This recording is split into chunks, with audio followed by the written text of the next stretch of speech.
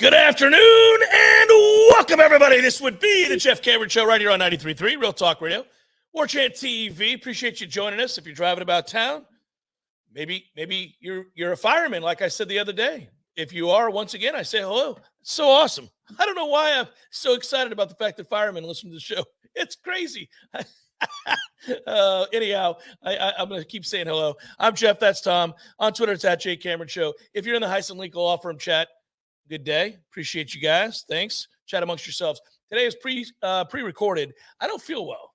I'm struggling today. You may hear it in the voice. Justin Cryer, linebacker of Florida State, going to join us here in segment 2. Looking forward to talking to him. By the way, Justin Cryer is a guy that I'm excited to watch play football. I don't say that about every football player. I've covered a lot of them. So, it's kind of, guys come and go. Justin Cryer is not that guy. Justin Crier's a guy I like to watch play football. Extremely competitive. I'm going to ask him about that part of him and where that comes from. And I think he's got a chance to have a very good season this year. So that's exciting. Tom, how are you, good sir? Yeah, I'm living, man. Things are pretty good. Baseball team keeps hitting. I like that very much. Yeah, they do. They're 10-2 in the post-Grimace era. That's wonderful. So Grimace was at the ballpark last night. I saw at Citi Field. They had, both my Pirates and your Mets won. Both hit scored a bunch of runs. Pirates scored 9. I think you scored 9, right? Yep. So that is correct. Speaking of hitting, Brian Reynolds is on a 22-game hitting streak for the Buccos. Is he really? 22. Well, at least he's pulling his weight. He's the only one. He's the only one. He hit a bomb last night. He hit a 3-run bomb last night. Basically, he is the offense. That's about it. Every now and then, O'Neal Cruz chips in. Everybody else's ass. Well, we are the opposite. Everybody's hitting, and this is what we do at this point of the year is to bridge it together towards camp, towards when it feels real. Like, I get it. We're in late June. We might as well be in late July. I get how the calendar works for you, but this is how I branch it together. When your team is winning in baseball in this particular part of the year, it feels like an opening day win. It feels like it counts for 2 because you just get fired up every day. You're like, oh, we're on a hot streak, and there's nothing like that in baseball. A little 6 out of 7, 8-game winning streaks, and then there's nothing worse than a 6 or 7 game losing streak because you just feel like you're never going to come out of it. So things are looking up right now. I just like that you rocked Garrett Cole. We did. Told him what time it was. He can suck it. He's the first Yankee pitcher in roughly a half a century to give up 4 home runs and not record a strikeout. I think it might be closer to 60 years. Yeah. Time's up on you, Garrett. You never left the Pirates. That's what you get. My wife and I went out for dinner last night to watch the first few innings of the game. You know it, Pico, the establishment. Yep. Yeah, I've been there. They had some ribeye tacos that were delightful on special. And I was sitting next to a Yankee fan, of course. And were you wearing your Mets hat? I was, yeah. Nice. Yeah. And he was fired up because they loaded the bases with nobody out in the first inning. Oops. And they didn't nothing across for the Yankees. And then he left around the 3rd inning once we hit our 3rd home run. He's like, oh, that's interesting. Yeah. He's still rusty. And then he's by the end of it, he goes, I'm going to close out. I was like, yeah, you are. Yeah, you're going to close out, my brother. I'm going to close out. Yesterday on Headlines, I brought it to the boys' attention that we're now, what are we, 13, 12 days away from the Big 12 media days? And they were kind of stunned by that. And I was like, yes, guys, right after that is the SEC media days. It's nearly here. We don't have to fill, is my point, all that much. There's not a ton. These are the days where you're watching your documentaries, you're reading lists. Speaking of lists, I saw this. This blew me away. There was an article on ESPN. In fact, while I'm talking to you, I'm going to see if this is still there. It's ridiculous. They had a list of stadiums, if the NFL was to expand, a list of cities that they would like it to. Yeah, here it is. What if the NFL, this is an actual story written by Bill Barnwell, who's respected. What if the NFL expanded to 100 teams? Barnwell picks ideal locations for 68 new franchises. Holy Jesus. What are we doing? Can you imagine? Like, how does that assignment get doled out? Hey, Bill, I know, but Bill, we gotta have something. I mean, we're paying you good money. Guys, there's nothing. There's nothing happening. We got camps opening up soon, but nothing's happening right now. Bill, now again, we're going to need an article. All right, guys, what if the NFL expanded to 100 teams? Yeah, 100 teams. That's it, Bill. That's it. Give me the 68 new franchises. Are you effing kidding me? No, do it by noon. Can you imagine? Like, what in the world is that article? Here's what it is. It's a bunch of chambers of commerce that contacted ESPN. They want some free pub. And so they said, can you fit us into an article? We'll pay $3,000. And they said, well, wait a minute. Can we get maybe 30 towns, 50 towns to spend a few bucks so that we can find ESPN.com in an article? There's an angle there somewhere. There's an angle. He had to explain the ground rules for how he selected the cities. No NFL teams are disappearing as part of the exercise. No team holds any territorial rights. New cities and franchises were selected on a variety of factors. He had to explain all this. This is ridiculous.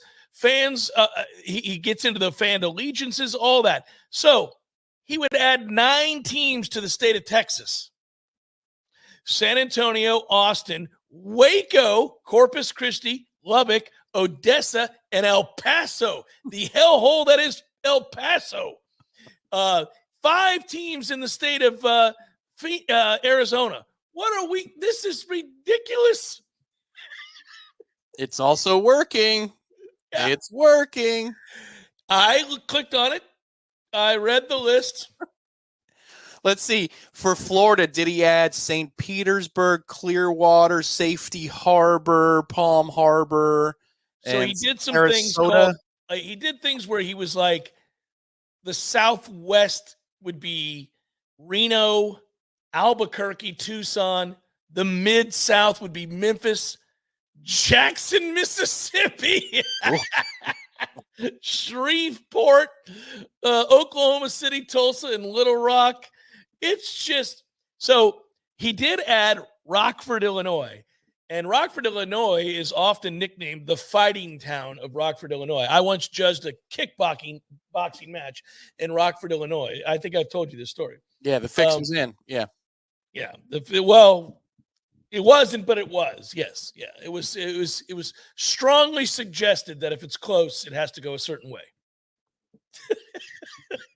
I don't think I really appreciate in my lifetime that the mob I was instructed by the mob. Like, this is like, it occurs to me now how this whole thing went down. Hey man, there's a lot of mob influence in your life. We've had cocktails with Russian mafia in Malibu. We did in Malibu. People don't realize that, and we did in Boston as well. That was the Irish mafia. They did not want our company.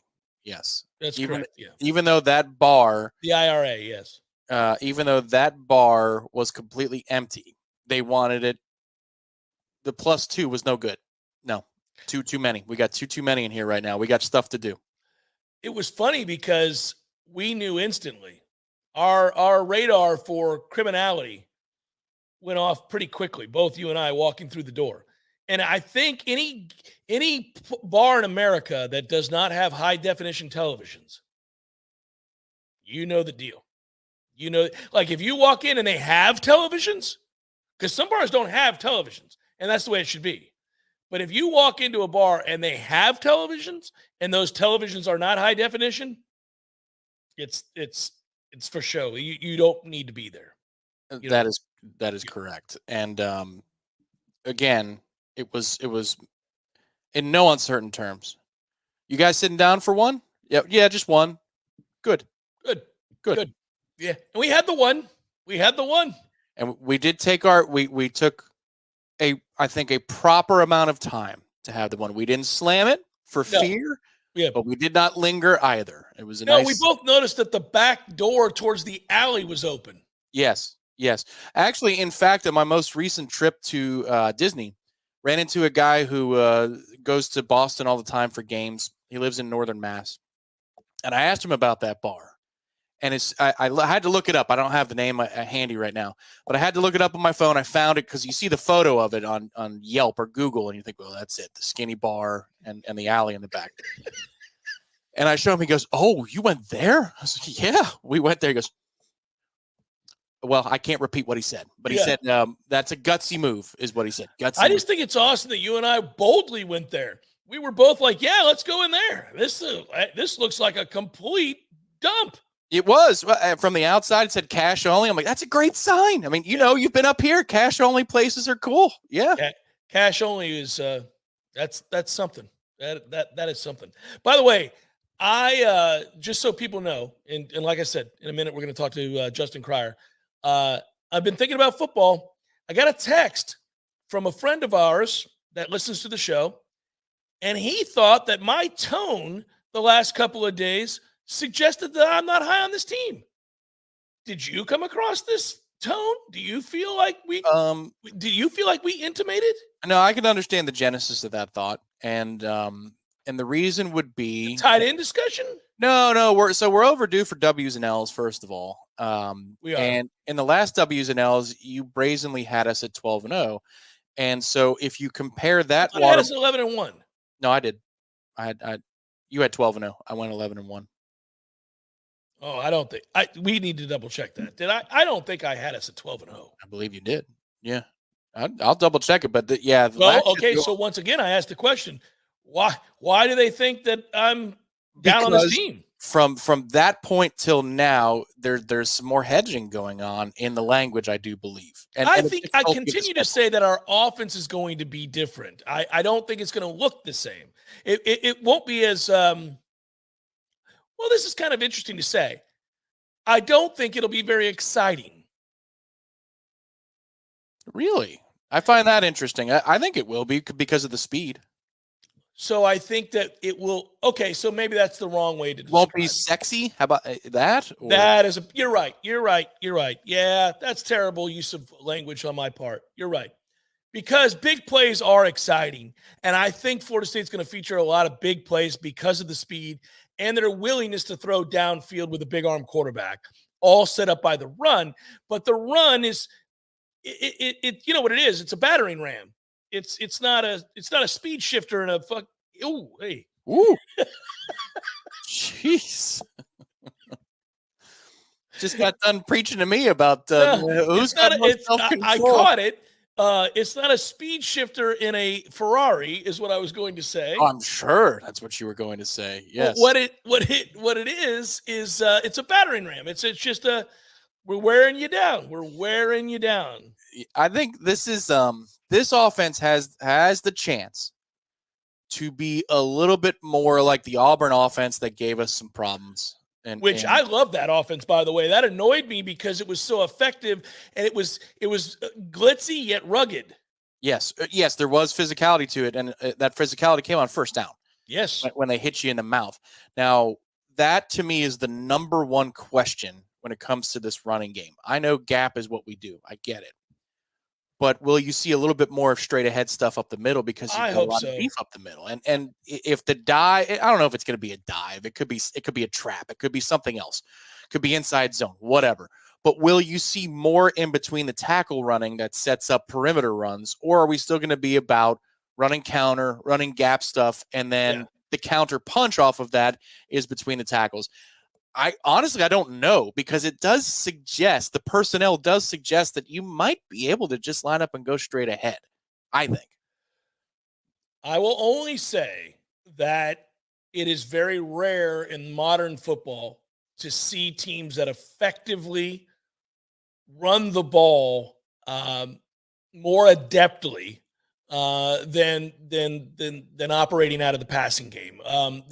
The passing game rules modern football. It is a more efficient choice to run offense via the passing game than it is the running game. If we Michigan bucked the trend, right? Michigan showed you that you can have a large variety of runs out of various packages, and you can have a wildly different way of blocking things up, play to play in the run game. I secretly admired the hell out of it. I just didn't think you could win a championship that way. But obviously you got to play great defense to do that. Yeah. And if you do it well, there are like 8 teams that you're just going to bludgeon that just aren't equipped to handle it. They're just not equipped to handle it. Right. And I'm not suggesting that we're going to go in the eye and have a one wide receiver look out there and just run straight ahead. You're going to line up in a traditional spread set, shotgun set, or pistol in order to make these things happen. I'm not saying you're going to condense things and just move the line of scrimmage, but I am suggesting that maybe, just maybe, out of a traditional, more modern college football look, we might be able to run the football without smoke mirrors and gadgets. I love that. But I to circle back to what I was saying, I think the reason this person thought this is we both have question marks about whether the tight ends are going to be able to effectively block, inline block. And if you're suggesting that this offense needs to run the ball and wants to run the ball, and you don't have tight ends that can block, well, that's a hell of a hedge. Yeah, it is. And I think what this team has that its predecessor did not, when you're talking about the running game, more capable offensive linemen, and I think more athletes that you can put out there that can block. I think they were deficient in the tight end game, and they were a little thin at offensive line because of injuries. Now, preseason, when they were talking about they had 8 they could win with, I think they were right. But, Robert Scott being the unicorn that he was, that's a problem. Maurice Smith playing on one good whatever during the season, that's a problem. And they had some bangs and bruises as the season went along. This group, I'm not saying that they've got 8 dudes that would be high-level starters, but I'm talking about if you did want to create some different looks, I think they've got good offensive line options. And then I do believe Jackson West has a chance to be a good inline tight end and Landon Thomas a good H-back in the blocking. Yeah, I need Jackson to be healthy. That's the whole thing. Like, let's just stick with that. I need Jackson to be healthy. Justin Cryer, linebacker, Florida State. How about that? So you guys tell me I get on linebackers too much. We're going to talk to one that I'm excited about. Joins us next on the Jeff Cameron Show, 93.3 Real Talk Radio, Warchant TV.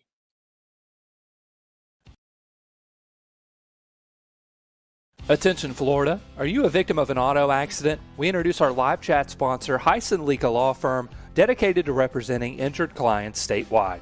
If you've been in an accident, call Heisen Leka Law Firm at 813-803-0733 for a free consultation. Remember, there's no cost to you unless they win. Your interests come first with Heisen Leka Law Firm, the name you can trust for justice. Call 813-803-0733 now or visit HeisenLegalawFirm.com. Heisen Leka Law Firm, your advocate in times of need.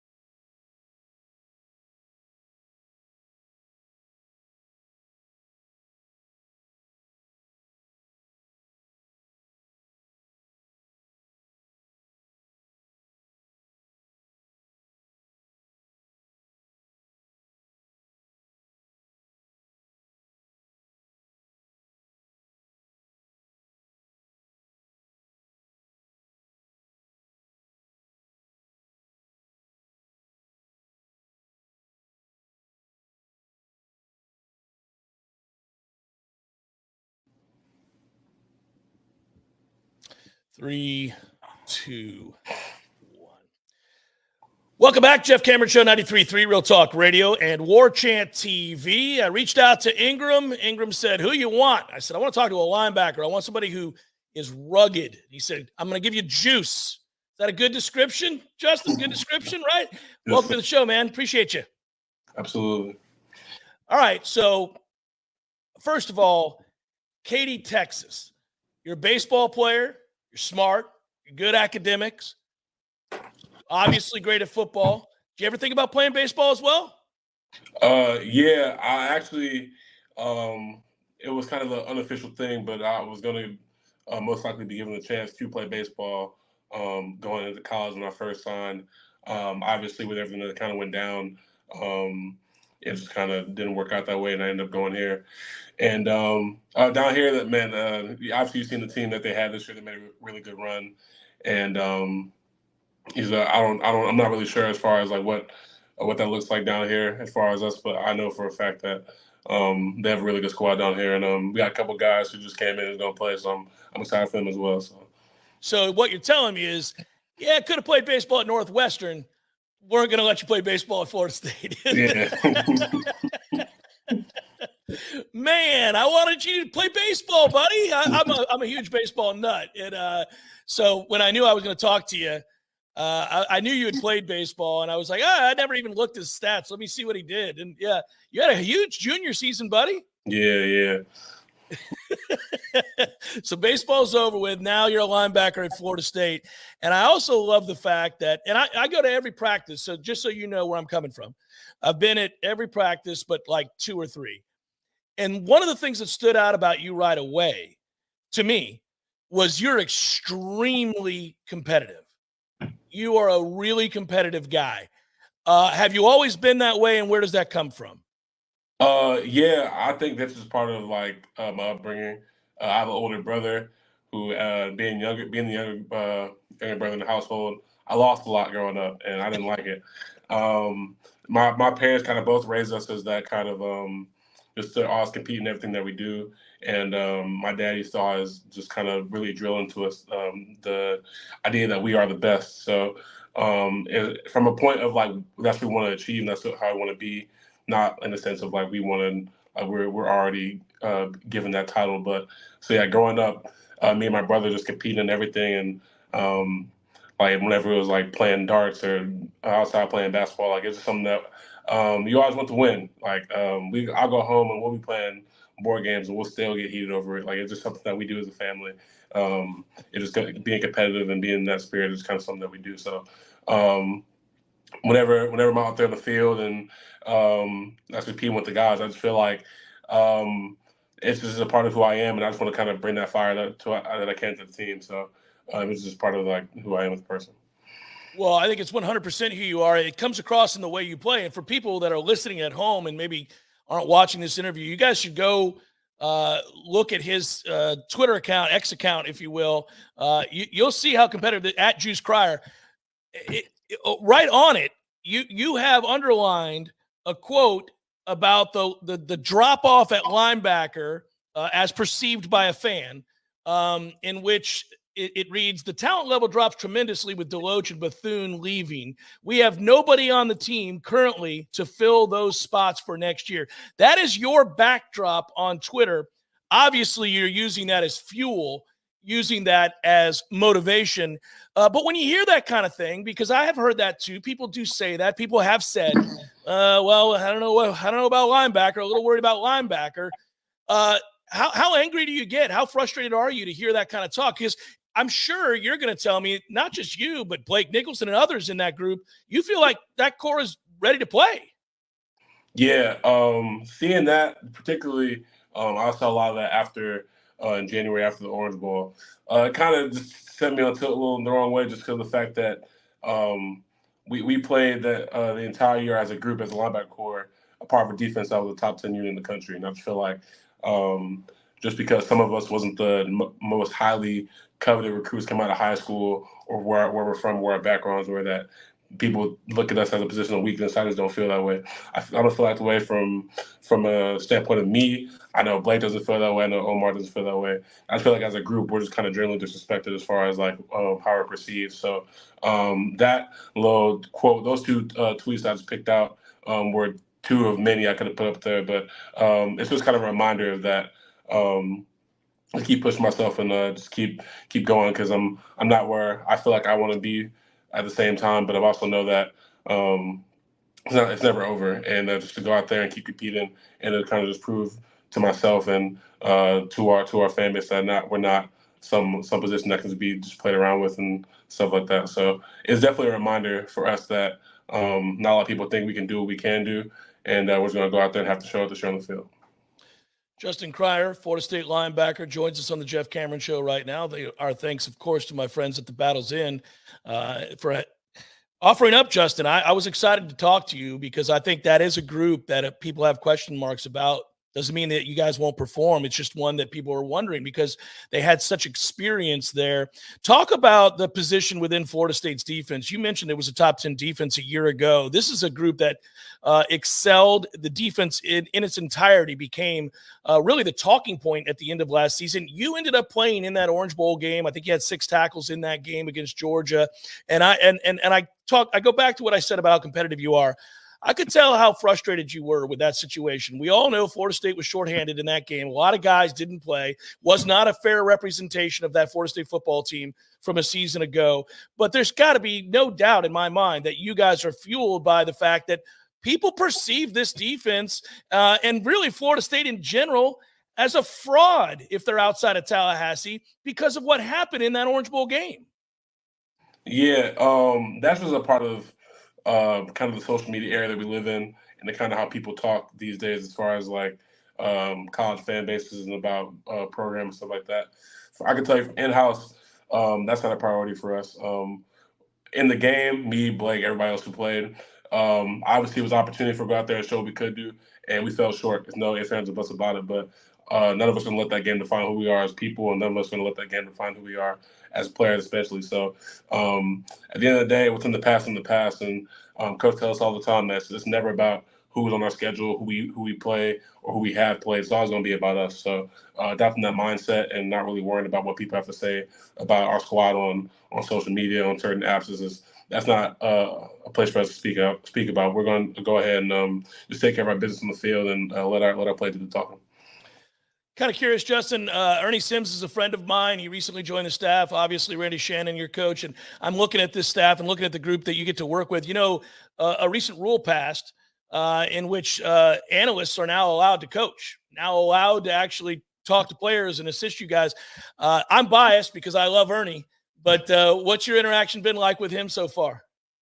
He's been a great addition to the staff. Yeah, Ernie's somebody who coming in has kind of really been particular and like really focused on the small things with us. He's very, very detailed and focused on stuff that you wouldn't really think about.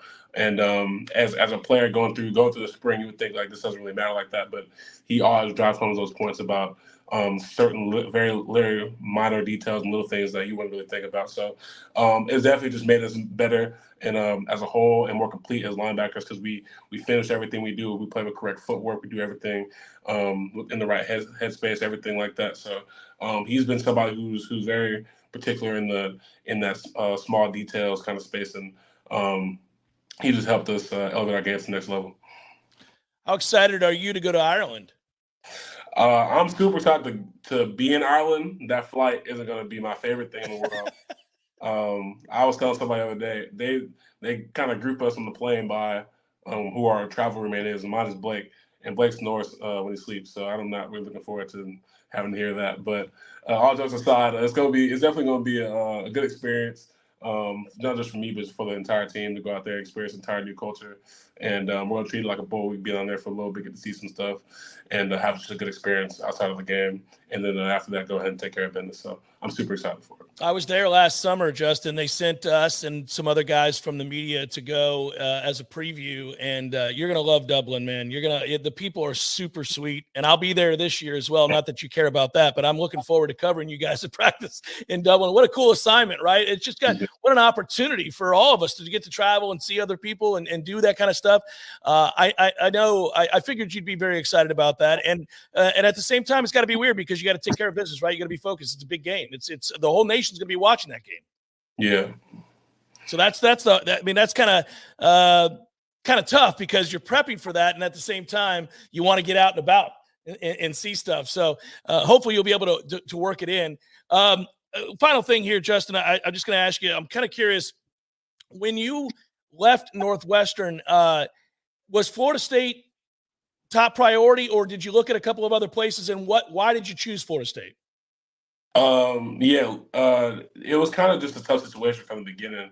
When you get there, I got there in June. I was there for a month, and how everything kind of unraveled, intend to enter the portal, and I was really kind of going back and forth on whether or not I should, just from the fact of where we were in the timeline of where people are with their rosters. Right, it was July. I can't remember the entire exact date, but it was mid to late July at that point. And at that point, which is this time or going to be around this time in a few weeks, people have their rosters together. So it wasn't. I couldn't say there was people who I was getting recruited by in high school I didn't know if they had a spot open and available for me. So I in the going back and forth with it, I was kind of really struggling with the decision to make, and ultimately was just talking with my family and. Kind of just ground my faith. I just entered the portal with mindset of that everything's going to work out the way it should, and just the way how Florida State was as far as linebacker depth and numbers. They had a scholarship spot for me, and once I knew that, it was kind of wrapped from there. I heard from a lot of other places, and I was kind of starting to generate some interest from other schools that I didn't really hear from out of high school, but.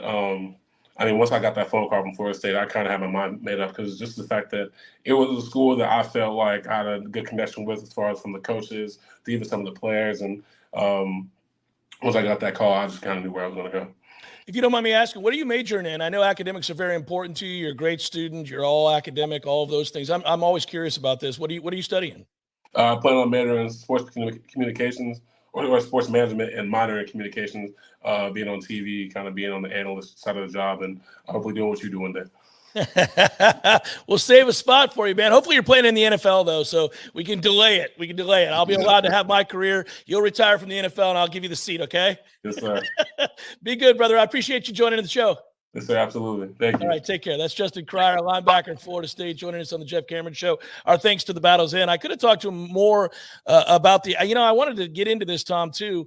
Would have been fun to ask him about social media. He seems to have a great handle on it, and not a guy that's obsessed with it, but at the same time understands it. I feel like every athlete we talk to, I want to ask them questions about how they handle, because everything is a soundbite.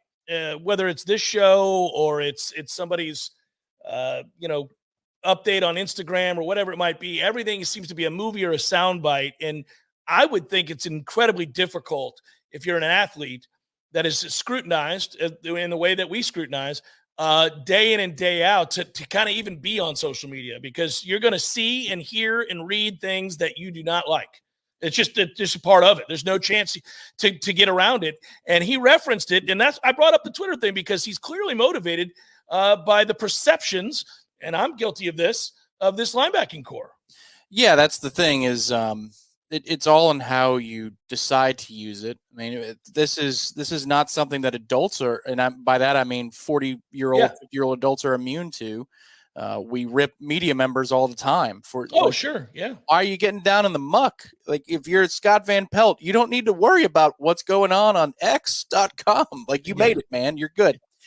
And for the kids in college, especially those who were highly sought after recruits, your entire high school experience or fan base is reaching out to you and it's cringe, but they do. And they're, come to my school, come play Right, for my yeah, school. And, yeah. and you can do no wrong if you're recruited to a Power 2 institution or a Power 5 institution. And chances are you're the man. You're not hearing a lot of negative things in your formative years. And then you get to college and, first of all, you say no to a couple other candidate schools. So here's the first hate you're going to receive is you didn't choose my school. Then you get on campus, and if you don't perform, man, it's quite the lesson to learn at that time in your life. I wouldn't have been mature enough to handle it in my late teens. I would have popped off back at people, and I would have gotten in trouble for that. So it's difficult because you kind of have to bite your tongue.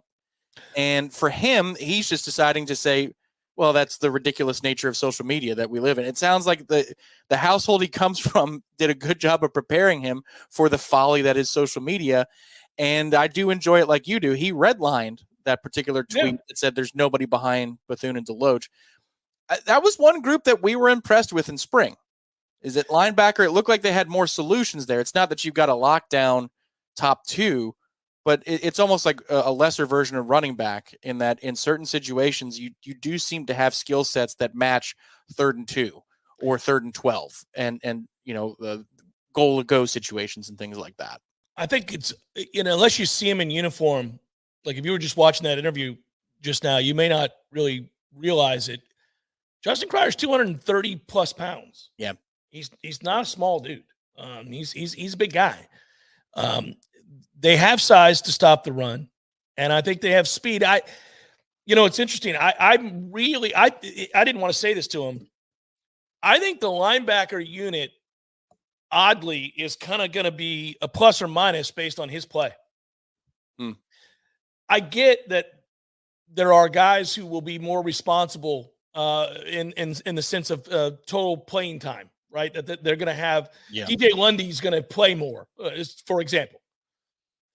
But I think if we're going to say that this unit has turned the corner and is a plus unit for this team in the way that we want them to be, guys like Justin Crier specifically have to play and play well. Because I think he's got more versatility than some of our other guys. I think he's kind of can be on the field at all times linebacker. He certainly wants to be. Who doesn't? But you could tell like he's motivated to not be a specialist and to be an every down player. It's tough because all at once there's an opening, but there's also kind of a log jam because DJ wants to be a 3-down backer, and I don't think he would have come back without at least the chance to prove that he's not just a 1st and 2nd down guy, but also a coverage guy on 3rd down. Whether that works or doesn't, we'll find out. It's not going to work. It might not. But you bring in Cam Riley from Auburn. I don't think you bring him in to sit on the bench either. I'm interested to see what they do with him, Tom. He's 244 pounds. Yeah. You've got, and that's another argument. Okay, so Lundy's not a small guy. Riley's not a small guy. So you're going to take one of them off of the field for juice? At this point in his career, he's still a young pup compared to those guys who've been around forever. Now, it could be against a team that likes to run the ball the most, or in short yardage, you put all 3 of them out there.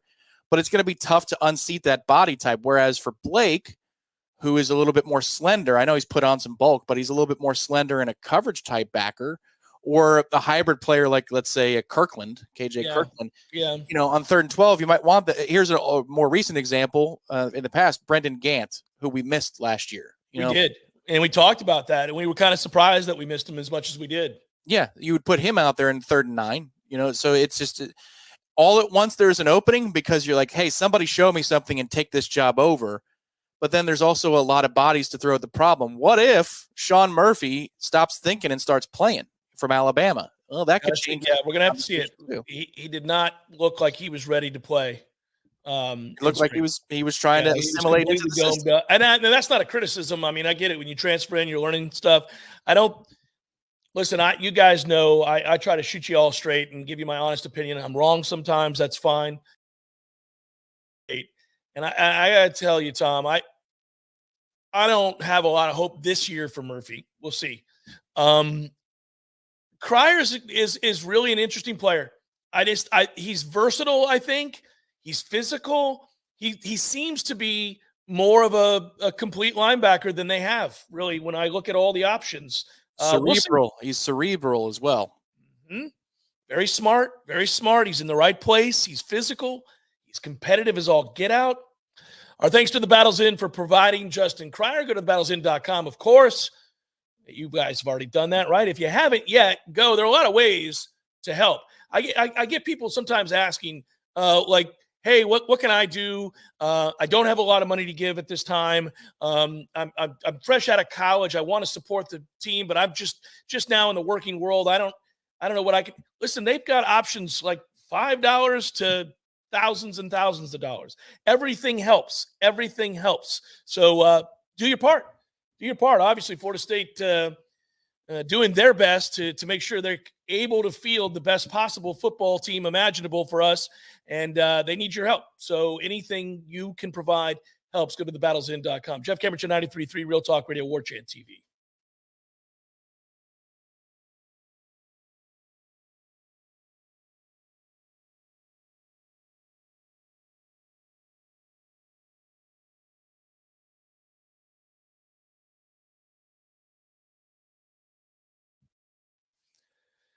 It's fun when you have smart kids on the show and you talk to players, because I think it further informs the conversation, but also you get a little insight into kind of what you're watching when you go to practice. Like, I asked him the question about being highly competitive because, Tom, you and I both observed this in practice, and we know after the Georgia game things didn't sit well with him. I was hesitant to ask him the question just because I didn't want him to have a sour start to the interview, but I do want to get I want to get kids like that perspective on what they're viewing this season as, and their role with the team, and what that represented to them, and all of those things. And I knew Justin would give a thoughtful answer, and he did. He handled it really well.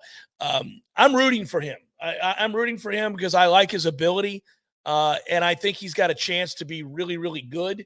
But I'm also selfishly rooting for him because they need somebody to really step up and be consistently good at the position. All of the guys that are slated to play, and he's amongst them, have question marks, and that includes a veteran like DJ Lundy, who, for my taste, is frequently in the wrong spot, and is a guy that's really good against the run and not great against the pass. Better than he was, but not great against the pass. So all of them, Nicholson has to be rugged against the run, can cover. We know he can cover, can really run, but it has to show that he can handle a team that runs the ball right at him. How's he going to handle that? We know that Adam Fuller thought that he took a big step forward in spring. We'll see. We'll see. It wasn't as noticeable to me, but I'm not Adam Fuller. He's looking at the film every night after practice. He may have seen real telltale signs that Nicholson's going to be more physical.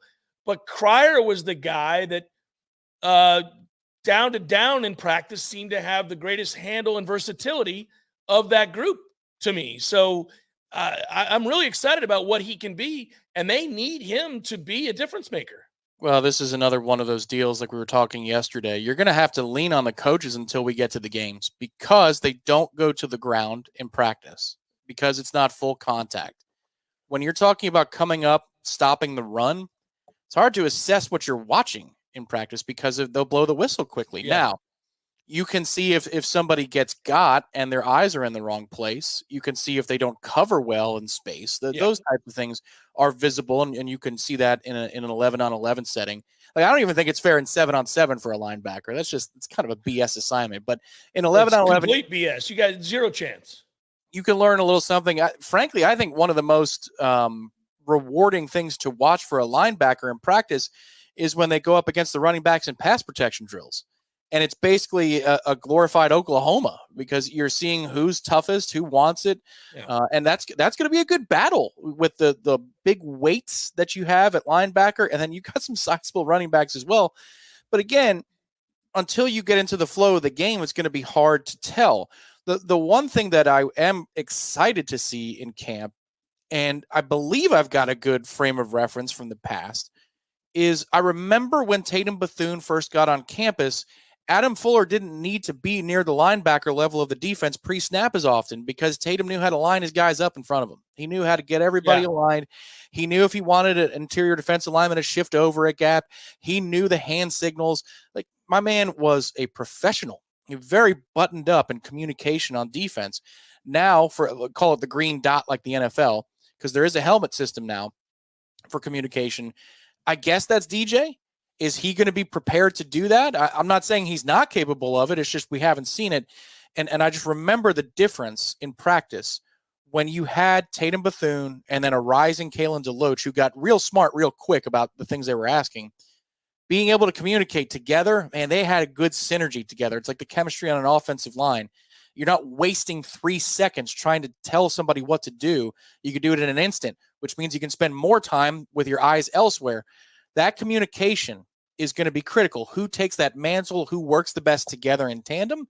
And Justin Cryer is a decent candidate to be one of those types of guys who can help you get in the right place before the ball is snapped. It's a funny observation to talk about what's going on with football these days. The game is all about change. And that may be another one, completely unrelated to what you just said in this sense, that I don't like. I hate it. I always put a premium on teams that could recruit players like that, right? Like that you could, like that was your just reward, your just due was for figuring that out, for understanding that you needed to have a guy who physically could handle the rigors of the job, but also was smart. And now, like you're taking a lot of things away by having the microphone in the head of players now. And that's true of quarterbacks. Like if I'm an NFL, GM and I got to draft somebody and they were they were one of those guys that had I don't know how bright they are. I don't know how well they read a defense. I don't know any of it anymore, right? The coach is telling them.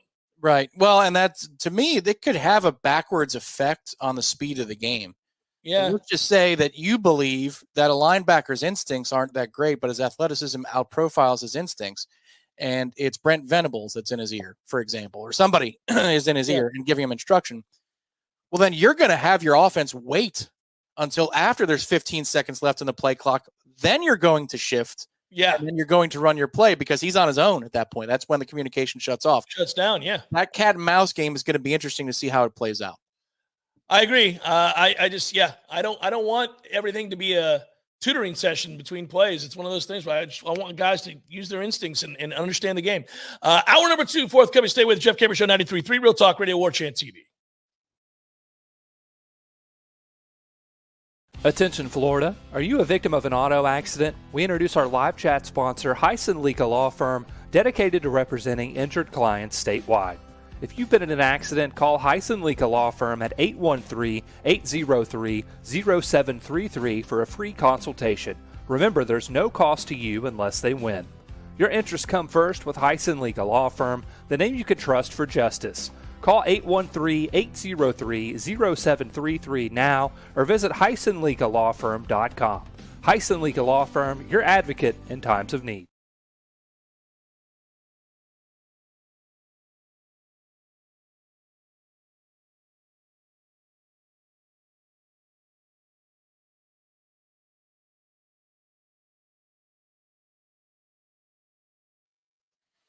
Hour number 2, Jeff Cameron Show, 93.3 Real Talk Radio, Warchant TV. We're required to let you know this hour is pre-recorded. I was feeling under the weather today and fighting a little something, but we weren't going to not do a show for you. So this is pre-recorded. Chat amongst each other if you're in the Hyson Leaka Law Firm chat. We appreciate you. Thanks for listening. If you're driving about town, as always, thanks for doing all of those things. On Twitter, it's at J Cameron Show. Tom joins me as always. Hey, by the way, buddy, just because I'm always interested in these things, I went and looked it up. ABC, and don't worry, guys, this is not going to dominate the talking points. ABC drew 7.66 million viewers for the Panthers win over the Oilers in Game 7 the other night in the Stanley Cup Final. That is the best hockey audience of any kind in the United States since Game 7 of the 2019 final between Blues Bruins, which drew what is still the record of 8.91 million. So this approached a nearly record audience. And I bring that up because that's Edmonton and Florida. Mm-hmm. Mm-hmm. Yeah, that's good news for hockey. Yeah, this is close your earmuffs, everybody. You don't want to hear this. That's the ESPN effect. That is the ESPN effect on hockey. It was on NBC Sports and NBC. Nobody knew where to find NBC Sports. Nobody understood. You would go to a bar, and it would be one in a hockey city. And you'd be like, hey, can I get the game on? NBC Sports. Like, where is it? Yeah. What channel is that? People would look at you. What channel?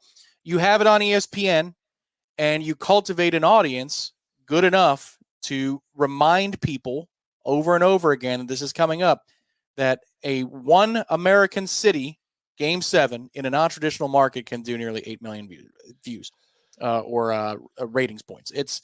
That's impressive stuff. And the sport was good. The playoffs were good this year. Oh, they were great. Yeah, they were great. Yeah, it's the sport's always good. If it gets a chance, if people see it, the sport is awesome. Hockey's the one sport. Like, I haven't been able to do it with golf. I worked for the PGA Tour channel for 7 years with SiriusXM. And I knew every Wednesday when I did that show with Trey Jones, the golf coach at Florida State, who I should congratulate, I think just re-upped his deal. Doing good things over there at Florida State these days. And congratulations to John Pack. Got himself a win on the Corn Ferry Tour, buddy. Here we go. Yeah, Johnny Pack right behind me. That's my man right there. Autograph that for me. He's close to getting his card, man. Come on, buddy. Earning his way onto the tour through Corn Ferry success. Nicely done. It's hard to do, man. Golf is really hard. But the point would be that we would do those shows, and I was privy to all of the ratings for all of the golf shows and what our ratings were. And it's a niche show on a Wednesday night. I understood it wasn't moving the needle. It's a very select audience. But I would also learn about how many people were watching, like how many people are going to be watching the Travelers. I love golf, but I'm not the target audience in the sense that you already have me. They're trying to grow the game, as they say, right? And there's just without Tiger, there are just certain limitations that you can't get past in golf. It's impossible. The numbers with Tiger and without Tiger are massive, Tom, massive. If Tiger's playing in a tournament, the average Joe who doesn't care that much about golf will watch it. Yeah. If he's not, they will not. They do not tune in. They don't. It's crazy. So you rarely see a seismic shift in ratings for golf, for example. Hockey is the only sport I'm aware of where if I tell somebody, hey, I know you don't watch hockey. You grew up in the South and you didn't play hockey. And the greatest indicator for any sports success is, and I've brought this up before, the numbers bear this out, is whether or not people played it or watched it growing up. So if your kid plays baseball and plays a lot of it, let's say, he's going to watch baseball when he gets older. If he didn't, he will not. It is highly unlikely that he'll just randomly start tuning into baseball games if he didn't play or she didn't play softball or whatever it might be, right? It's pretty rare. Trying to win those people over is very, very difficult. And so I meet a ton of people who are like, I want to like hockey. It seems like it has all the elements that I would like. It's fast. It's violent. It's skilled. The guys are tough. There's a lot of action. They're not standing around. It's like there's a lot of going on. And it's hard to win them over. But if you convince somebody to watch hockey or to watch playoff hockey in particular, it's the only sport in my 27 years of doing this job that I've had people come up to me and say, I heard you and Tom talking about it. I heard you and Matt talking about it, and I decided to watch it. And man, now I'm hooked. I watch it. Now I love it. I've never had somebody say, oh, you and Tom talk golf, and I started watching it because of that, and now I'm hooked. Never. Yeah. And I've never had him say that about baseball, really about any other sport. But hockey does. If you give hockey a chance, you'll be won over by hockey. And again, it's a whole lot easier to find it these days. I think also Turner's done a very good job in their presentation. Again, that's a network. People don't flock to TNT for sports. But but they do a really good job of elevating it, giving it the platform, making it feel larger than life. Whereas, again, NBC, you had the same three yokels in a studio and they're annoying, and you could tell the budget was $5. But now it's given its just due, and I think there's a reward for that. And also, again, in this era of the game, this is as entertaining as the game has been in the last 30, 40 years because scoring is up. I know the correctly you predicted, and as it's a game 7, it's a cup game. Yeah. The under's going to hit in that particular moment, but there are more goals being scored now than there have been. When I grew up, when it was 2-1 trap, boring hockey. Like essentially, it would be akin to football being the old NFC South games, 10-7, 9-6. Like that's the hockey I grew up watching. I still love the game. Yeah. Now it's a much better product to watch. And the great thing about the hockey season is in about 2.5 months, it begins again. So it'll be right around the corner. I always joke about it. I mean, by the way, that's the longest it's ever gone into June. Yeah. And across North America, the 7-game series averaged 8.8 million viewers.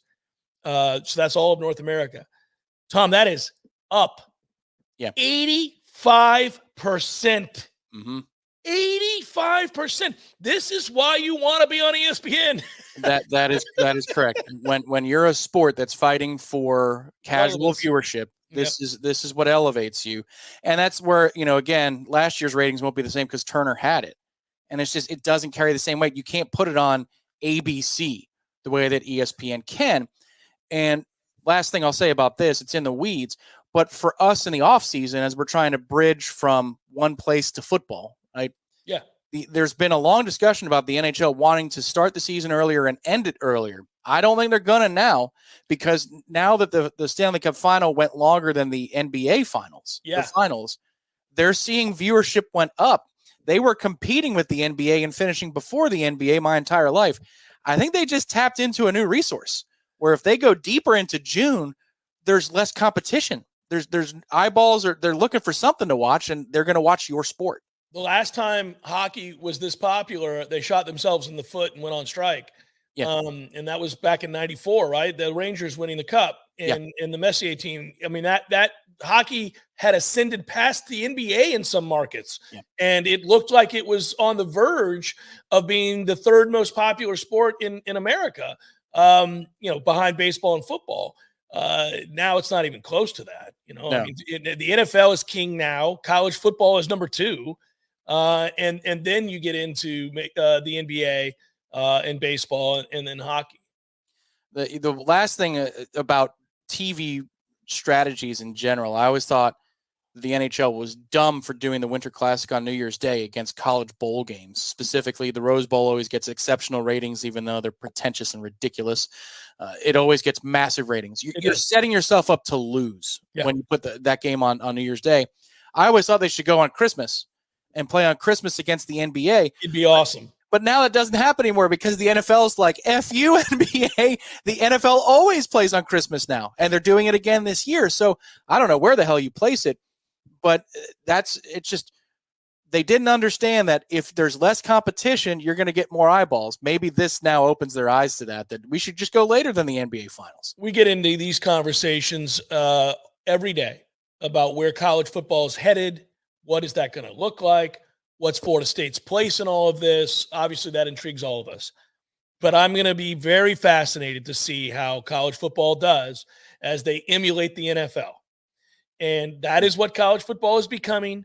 We are going to have an AFC and an NFC, in essence, Big Ten and the SEC, right? And how do you handle going head-to-head with a league that's more established and does it better? This is going to be a problem. Part of it is you play on a different part of the calendar. Now, December is about to be insane. That's what I mean. They have changed the calendar in general. So signing day this year, for example, is going to occur the week of conference championship games. They want to separate signing day from the portal. So what we were experiencing the last couple of years was BS. I mean, yes, it was not in our industry. Like, I don't care. The coaches at least get paid millions of dollars to go through this nonsense. We are trying to figure out what the heck. You got transfer visitors the same time you're trying to close down early signing day. Yeah. So signing day is now going to be the Wednesday before conference championship games. So you're going to finish the Florida game, and we're going to go right into signing day. That is now the new reality of December. Then you're going to have your conference championship games.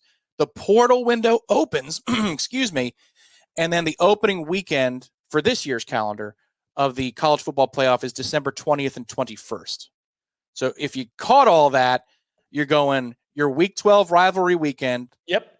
4 days later, early signing period opens, conference championship. Then you got Army Navy with the portal window at the same time. Then you've got round 1 of the playoffs December 20th and 21st, and then round 2 of the playoffs on New Year's Day. December is absurd. They've at least ordered it a little bit differently. But if you thought you get a break as a college football fan, around the holidays, it's just not the way anymore. It's loaded up in that month.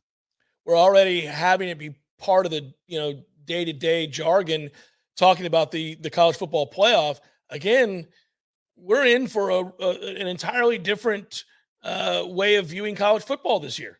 And I think until we start to get into it, we haven't really wrapped our head around it yet. You're going to view week-to-week college football in a way that you've never viewed it before. I mean, right. The way you perceive the importance of any one game is going to change. The way you perceive the necessity to win certain types of games. You've always wanted to win them all, and you've always known it's important. But the way you perceive certain games and certain matchups at certain times of the year during the season are going to be entirely altered by a 12-team playoff and an automatic bye for conference champions. And by the way, the SEC only gets one automatic bye because conference champions get the automatic bye. You can only have one. Right. So they only get one, even though this thing will probably be flooded with SEC and Big Ten teams. Only one of them's getting a bye.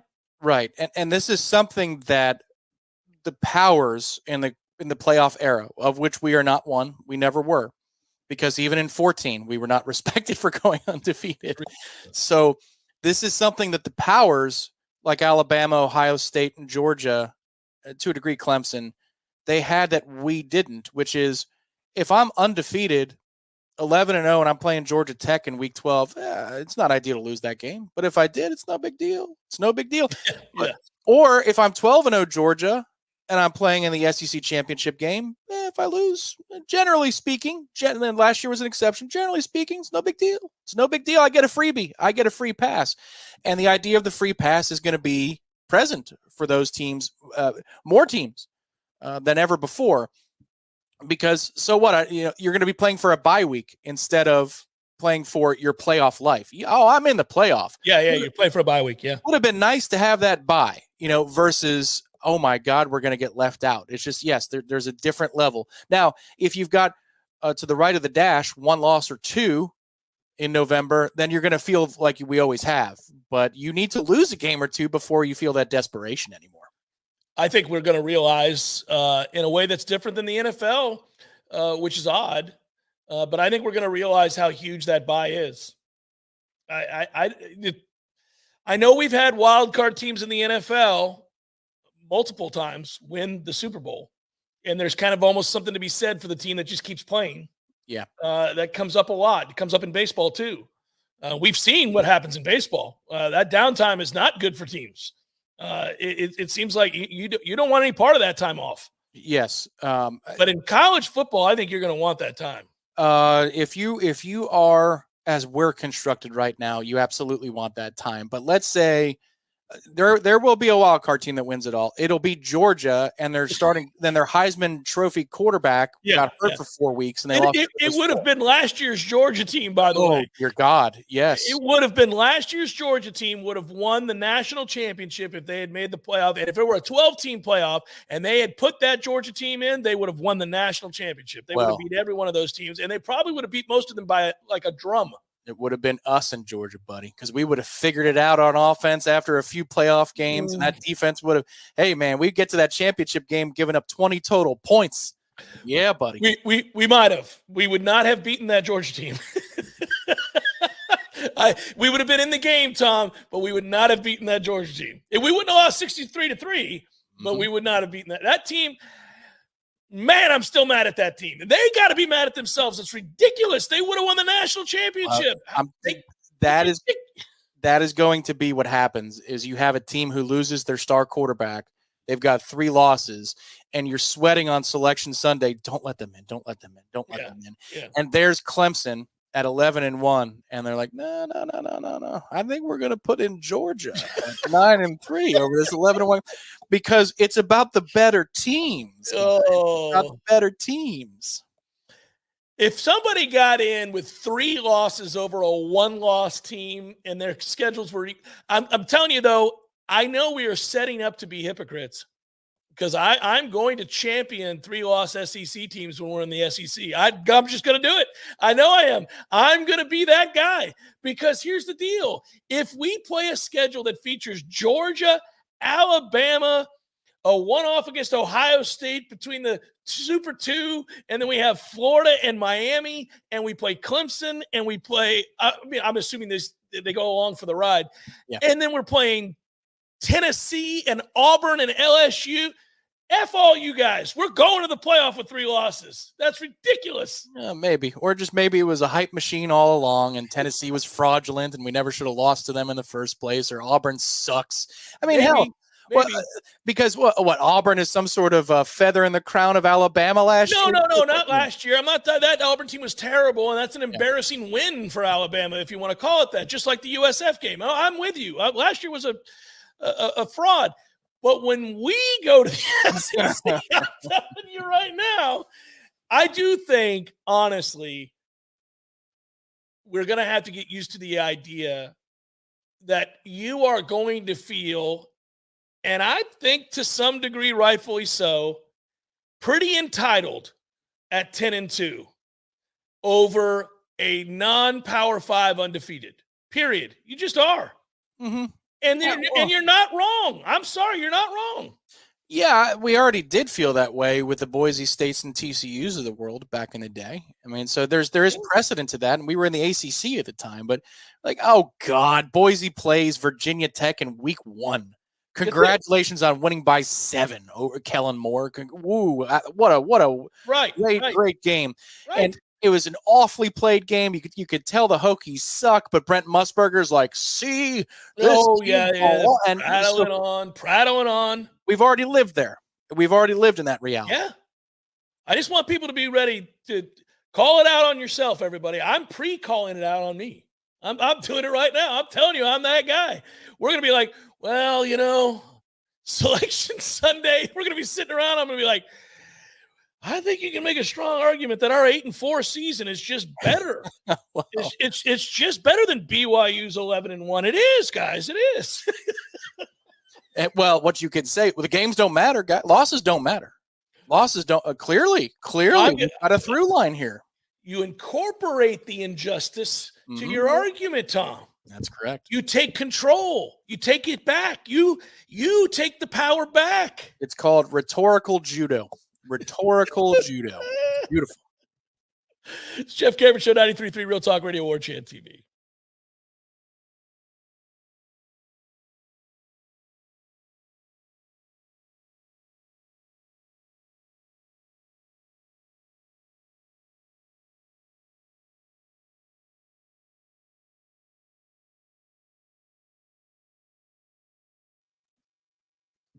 You guys thought I forgot. I did not forget. Look at that guy. That's Matt Millar. He forgot. I thought you were going to forget. Buddy, I'm not going to forget. We forgot one time in like 20-something years. Yeah, and immediately 20,000-something people alerted me to it and asked, what the hell, man? So I got in trouble the one year you forgot. But, well, it's not like you remembered. You could have texted me that. Absolutely not. It is the NBA draft name game that we do. This all started because Millar said something racist on the air. Not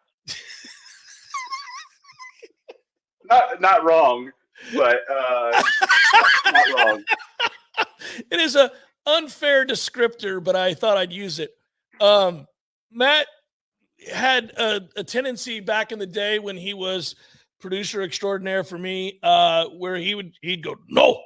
That was his voice for anybody. It wasn't even just Asians. It was like anybody. German, Japanese, Yeah. they all say no. And I was No. like, I would say to you, is this German from Asia originally? And you'd go, no.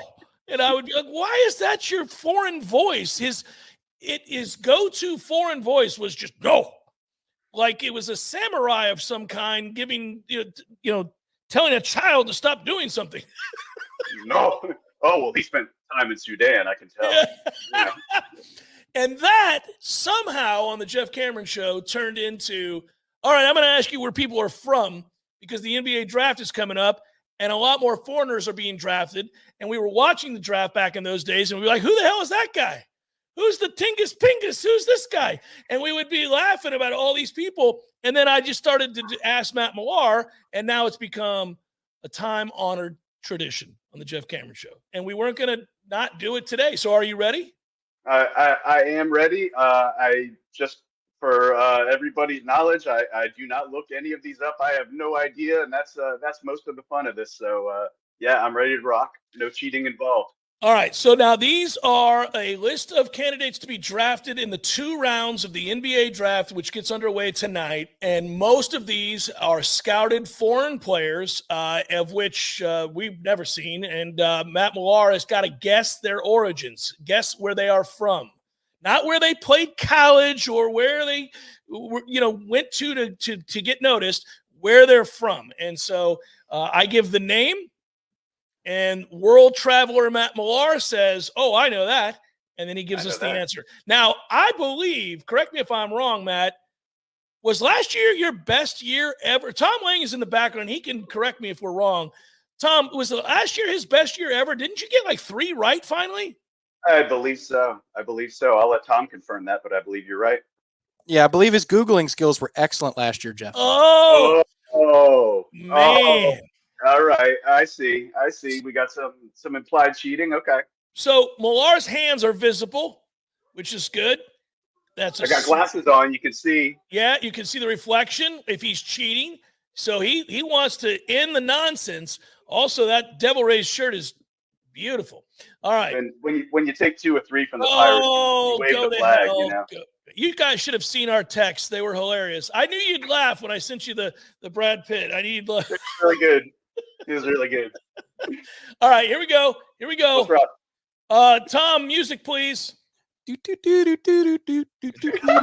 can't copyright that. Come get us, bots. I'm going to let it play for a little bit. Yeah. All right, Matt. Here we go. First one up. 19 years old, 6'9". A rising small forward. Forward. Zachary. We don't get many Zacharys. Zachary Risacher. I'm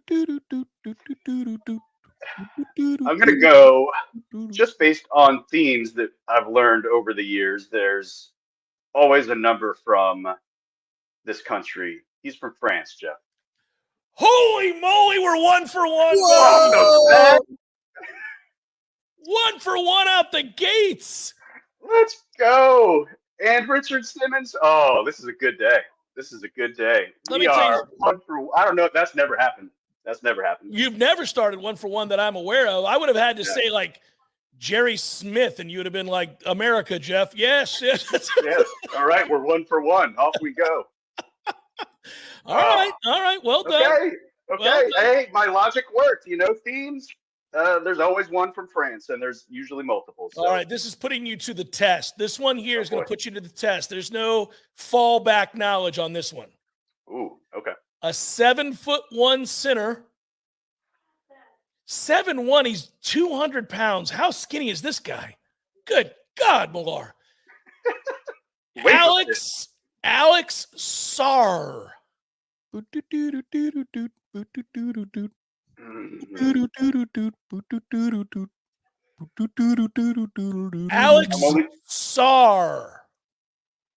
I'm only going to lean into. I don't know why I'm leaning into Alex being German, but I'm going to say he's from Germany. No. It is not. He is not German. He is Australian. Oh, He is Australian. You eat your Domino's pizza and silence yourself after that miss. That's the end of it. Australian. I didn't even. All right, basketball. There's basketball Told you. players in Australia. Told you. Yeah. You whiffed. Here we go. All right. Another toughie. 6'10" power forward. Tijan Salou. Tijan Salou. Oh, I need that first name one more time, please.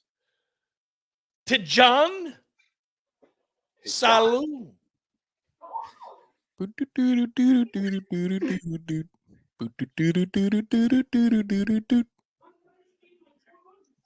I got to go back to the well. I asked for the first name. We're going back to France. He's French.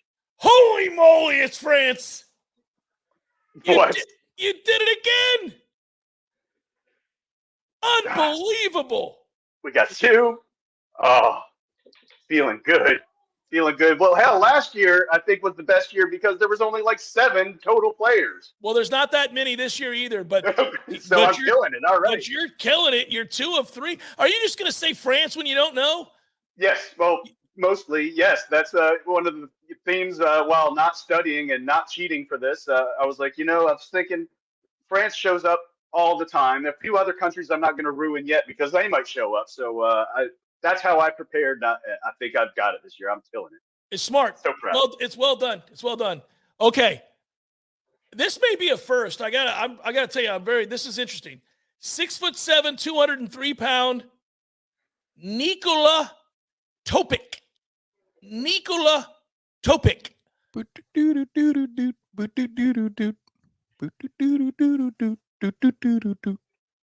just mentioned there's usually some other countries, and this is one of them. Jeff, is he Serbian? This is getting ridiculous. You're 3 of 4. I'm gonna flip my desk. It's no longer fun. Matt Millar is dominating. Oh, that is unreal. Unreal. Yay for me. This is okay. Fun. Logic is working. Can you believe this? Wow. Okay. Topak was identified at a fairly young age, being named captain of the Serbian under-16 national team when they won the FIBA European Challenger Cup. You remember that one? Yeah. His breakout came in 2023. He had a dominant showing in the Euro League, where he won the under-18 MVP in the championship game. He is a Serbian all-star. I had the over in that game, so yeah, it was good. No, he's absolutely Jeff. I'm stunned. I got nothing. I got no dukes. I got nothing. 6'10" power forward, Bobby Kittman. Bobby Kittman. Bobby Kittman. Bobby Kittman.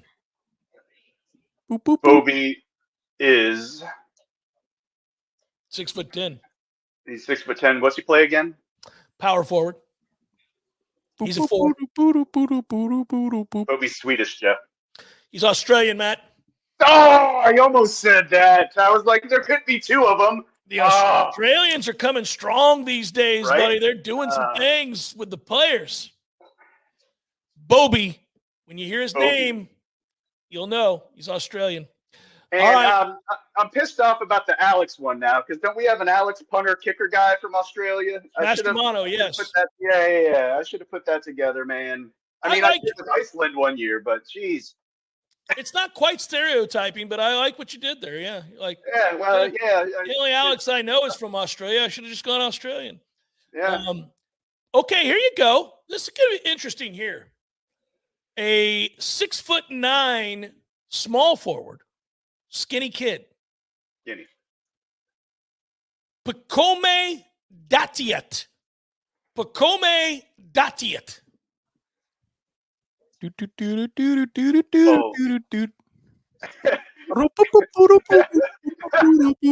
Hello, dog. Boop boop boop boop boop boop boop boop boop. Don't I'm look gonna be at. straight. Don't you cheat. No. I'm looking down. I'm sorry. I'm going to be straight with you. I'm going to pick an African country, Jeff. I Okay. just don't know which one yet. Just dialect. We're gonna go. He's from Sudan. I was about to insult you and ask you if you could name an African. African country. No, he's from Germany. What? Pacome Datiet is from Germany. Oh my gosh. Yeah. Need a lot of work. Need to get a lot better. I will tell you that I suspect, and I will look this up later, a lot of these guys were born in one country, then moved to the other and grew up in that new country and played their basketball in that new country and then are listed from that country, but that's not where they're from. There's an outside chance that you're right, that this guy, Pacome Datiet, is from Africa. There's a chance. It doesn't sound German to me. Or wherever the hell he was from. I forget. He dominated in Treviso, Italy, when he was seen in a showcase. So I don't know, but that's what they got. So he's NBA talent then. Yeah. You ready? Yeah. Let's go. I'm ready. Last two. Nikola Jerzerzik. Segment of radio. Nikola Jerzerzik.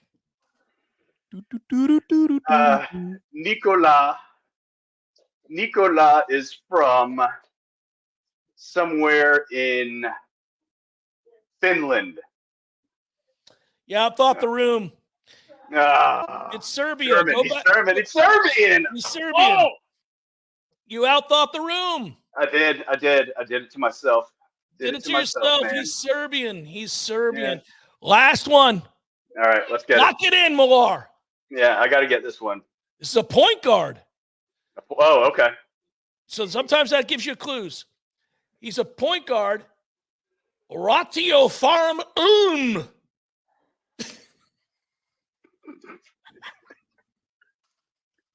His name is Ratio Farm Well,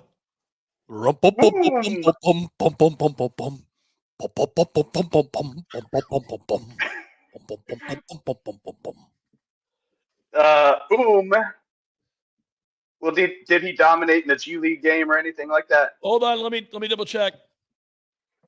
He's long.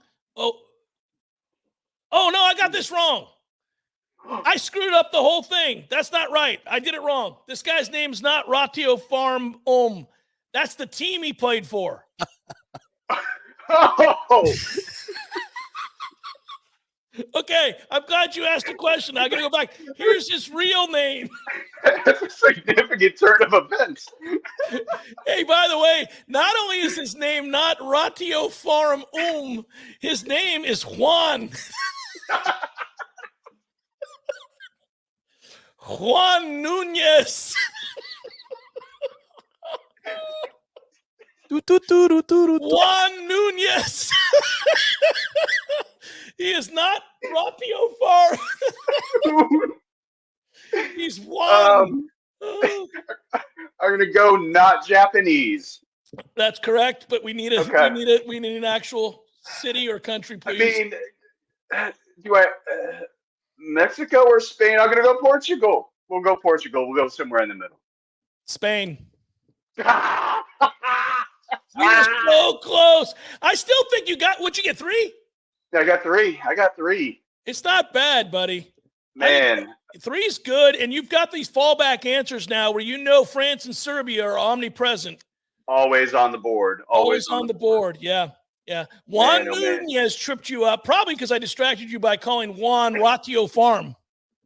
I was going to some Asian country that I was going to be called a racist for saying aren't from there. Are obviously from there. I would have gone, no.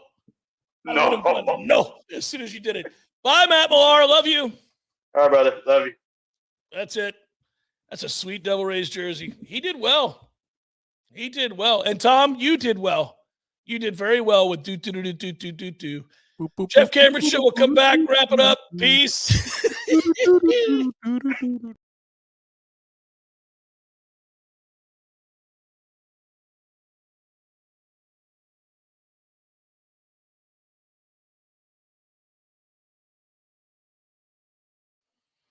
Our thanks to our dear friend, our mutual dear friend, Matt Millar. Beard looks good on him, man. That beard looks good on him. He's got to keep that year round. He's got to keep it to incorporate the fact that he's losing all of his hair up top. It's finally happening. That's a good run. I mean, that's a good run. He's 8 years old, so he's mid-40s. No, he's damn near 50. That's where you check in, and if you're in the golf league and you're done, you come into the clubhouse and you say the number, and everybody's like, nice, good job. And you could feel a sense of pride. You're not getting laughed at. Well, if you shoot in the 80s and you're 40-something years old?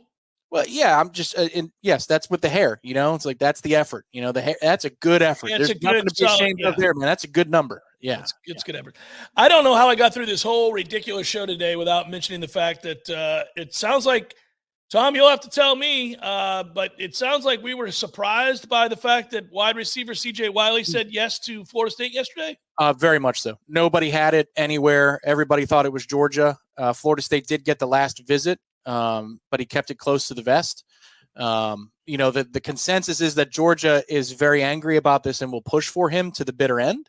But this is a tremendous get for Florida State in that he's not just a really good receiver in this class. He's thought of in the state of Georgia to be one of the better wide receivers to come out in the last cycle or two. And he's about 6'4" in height as well. So this is a kid that a type of talent that is very tough to pluck. And he was an LSU legacy as well. So, a couple of hurdles that Florida State had to clear: in-state Georgia and a legacy, and they did it, which was stunning. Yeah. His finalists were obviously Florida State, and as Tom just mentioned, Georgia and LSU. He verbaled to Florida State yesterday. For those of you that don't know, CJ Wiley is his name, 6'3", 210 pounds. That's a big kid. I mean, there aren't many high schoolers with still another year to play high school football that are already over 200 pounds. I know that now just because I watch my own son play wide receiver, and you go to these high school games and you're reminded that a lot of these high school kids haven't even come close to putting on their man weight yet. And they're all 160, 170 pounds. When you go out there, I forgot how little we all were playing high school football. And then so you see a kid 210 and he's a junior. That's okay. Again, we'll see. Like everybody else, I agree. You're not, telling me something that I'm going to fight you on. You got to get to December and get the signature on the piece of paper. I fully understand that. But you can look around the way this thing was covered yesterday by national outlets, local outlets. Yeah. Only Georgia outlets were covering his signing ceremony because they fully expected to hear the Bulldogs were the pick. He says Florida State, the room remained silent because they expected it was going to be a looky-loo, and it wasn't. And the coach had to say, I think it was the coach, had to say, that's it, everybody. And then they started clapping for him because it was a stunned room. So that was a big-time surprise. Yeah, he's from Milton, Georgia, and that is, again, I think when you talk about overcoming teams like LSU and Georgia, LSU in particular here, because of the legacy aspect. Like, so I get that you shock people by grabbing a kid out of the state of Georgia, given how good Georgia is and how much they wanted him. That's a fair thing to talk about. It's even more impressive to me that you beat out LSU, given that it's a legacy, and he's a guy. LSU is not obviously a sorry program. It's a really elite program, and Brian Kelly's a really elite recruiter, a good recruiter. Yeah. So you really you outshone two of the very big wigs in the SEC to do it. That's okay. All right, Mike, let's go. Well, this is where you double down in a moment like this for the battle's end, not just because they provided us an interview today, but because you're going to need it. I don't foresee this one being over and a lot of kids like this being over. And that could be frustrating if you don't land the signature at the very end. But again, Georgia had outdueled, according to the experts, the legacy part of the LSU pitch and the Brian Kelly factor with what they just sent to the NFL in Malik Neighbors and Brian Thomas and what he's done in his career. Georgia had outdueled it to the point where if you look at the on-3 RPMs, you can roll your eyes, but it was over 80% to Georgia. You don't see a kid surprise the prediction machine because these predictions are informed. So there's misdirection involved here. And apparently, I don't know this for certain, our coaching staff didn't even know. Like he kept it close. He kept it close. Okay, so a couple things stand out to me there. I love that for a lot of reasons. Clearly, you have a kid who can make up his own mind, a kid who's going to decide for himself what he wants, because there's no way you can tell me that there weren't powerful forces, including family, telling him to either go to LSU or Georgia, right? I mean, that's obvious. You're from Georgia. Your dad played at LSU. There's no chance you weren't being pulled in those two directions greatly. But clearly this kid, upon leaving FSU, had a lot of thinking to do and really loved his time at FSU as a visit. And then just thought, I know what I'm supposed to do, but I'm feeling FSU here. I'm feeling FSU, whatever that vibe was. That's huge. Now we'll see. Again, there's a lot of time to work on this kid if you're Georgia or LSU. We know how this works. I understand it. I agree with you. I'm not going to count this as a signee right off the top. No chance he goes. We've all learned our lesson here. But it is great momentum for Florida State. It's great PR for Florida State, and you can utilize it. Well, and yes, and they are. Coach Dugans retweeted our Warchant tweet that talked about how much of a shocker it was. I think, he leans into it, and he should, because it's a moment to flex and remind the other kids that you're in on that maybe have Florida State third on their list that, hey, why do you think he said yes to us? Why don't you talk to us and expand that conversation? And again, just to give you a window, it doesn't always work like this in the prediction industry of recruiting. Right. Something I will never do, by the way. But on Sunday, Sometimes I do it. I had Naughty to the Knowles. I really made my chops back in those days. People realized I became a recruiting expert. Well, yeah. I've had a few. What I'm saying is, I did it for a different company I worked for 15 years ago before signing day. But you're not going to a website to log an RPM pick, is what I'm saying. Right. So Kevin Wynn on Sunday, the defensive tackle who committed to this, said on camera outside of College Town on Sunday morning, I just committed. And everybody was, what? But he wanted his moment. And so everybody kind of agreed to, all right, let's just let him have his day, which was the next day, was on Monday that he committed. But he let everybody know. Then you're seeing RPMs and crystal balls come out. I think they've got a good chance. Yeah. Ingenuousness. This not a prediction. That's like your boy with the made putts for all those years. We're like, I don't know, Johnny. He might make this one. But you're like, dude, he made it 5 minutes ago. Stop doing that. It's got a lot of Gary Koch energy, ton of Gary Koch energy, because it's like, well, we don't want to step on the kid's moment. Yes, you do. Yes, you do. It's called an RPM pick. It's called a crystal ball. Get out of here with this nonsense. Of course you want to step on the kid's moment without officially stepping on the kid's moment. It gets you clicks. It's my favorite moment. Gary Koch, it's 25-footer, Johnny. I know it could be a tough right to left here, but I just got a feeling. Oh, I'm sure you do, Gary. Yeah. I'm sure you do, because you just saw him make it 5 minutes ago, damn it. Right. Everybody's missed this one to the right today, Oh, you see? Yep. Now there you go. It's to the right again. Yep. All day, guys. All day. Yeah. Just none of them see it. None of them see it. But me, I see it. I see it amazingly so. Good work, Tom. Good job, Matt Millar. Thanks, Justin Cryer. Thanks, Battles In. Thanks, everybody. I hope to be back in studio tomorrow. Be well. Peace.